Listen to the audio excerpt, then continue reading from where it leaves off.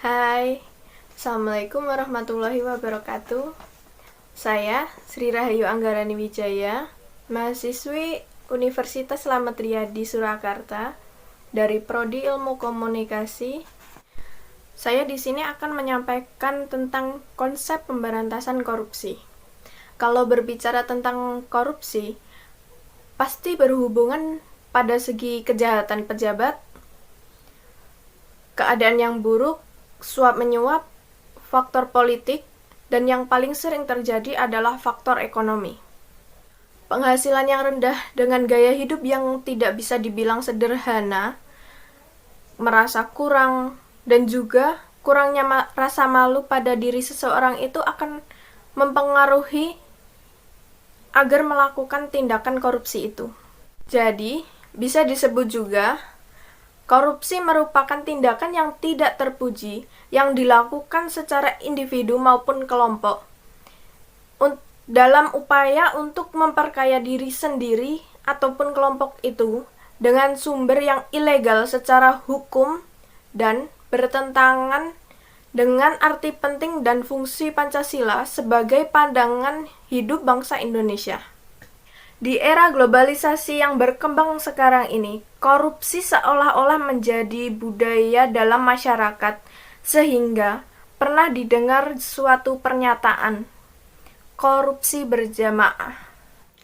Oleh karena itu, pemerintah Indonesia melakukan tindakan pemberantasan korupsi yang sudah menyasar pada masyarakat kecil agar negara Indonesia ini tidak mengalami kemerosotan di berbagai aspek dan bidang karena dampak dari korupsi itu sendiri. Upaya yang dilakukan oleh pemerintah dalam melakukan pemberantasan korupsi ini ada banyak. Mulai dari upaya pencegahan, upaya penindakan, dan juga edukasi.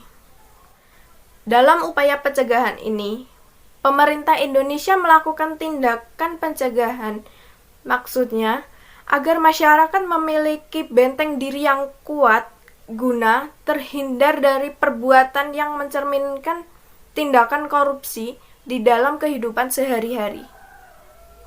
Upaya yang dilakukan untuk tindakan pencegahan ini sendiri seperti penanaman semangat nasional, melakukan penerimaan pegawai baru secara jujur dan terbuka, himbauan kepada masyarakat, pengusahaan kesejahteraan masyarakat, dan juga pencatatan ulang aset yang dimiliki oleh masyarakat.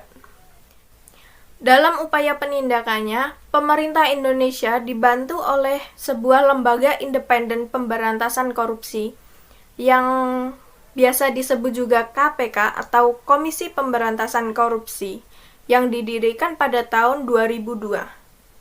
Hingga sekarang, penindakan yang dilakukan oleh KPK ini membuahkan hasil secara maksimal. Upaya penindakan yang dilakukan KPK ini tidak main-main dan tidak pandang bulu. Tindak pidana korupsi ini dilakukan agar memberikan efek jera kepada pelaku dan juga secara tidak langsung memberikan shock terapi kepada orang-orang yang berniat melakukan tindak pidana korupsi baik di dalam pemerintahan maupun di kehidupan sehari-hari. Selain upaya pencegahan dan upaya penindakan, pemerintah juga memiliki upaya edukasi. Dalam upaya edukasi yang dilakukan pemerintah untuk memberantas korupsi ini dengan melalui pendidikan, baik pendidikan yang formal, informal, juga non-formal.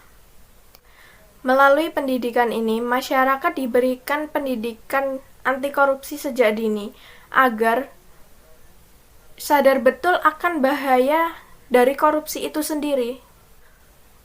Upaya edukasi ini juga sebagai upaya dalam membangun karakter bangsa di era globalisasi ini untuk memberantas pertumbuhan budaya korupsi yang dapat merugikan masyarakat dan juga bangsa. Maka dari itu, masyarakat juga berperan penting dalam tindak pemberantasan korupsi ini. Namun, keluhan, saran, dan juga kritik dari masyarakat kurang ditanggapi oleh yang berwenang. sehingga pencegahan dan pemberantasan korupsi ini belum optimal. Untuk mengoptimalkannya, dibutuhkan kerjasama antara masyarakat dan juga pemerintah agar kasus korupsi di Indonesia ini tidak terus meningkat.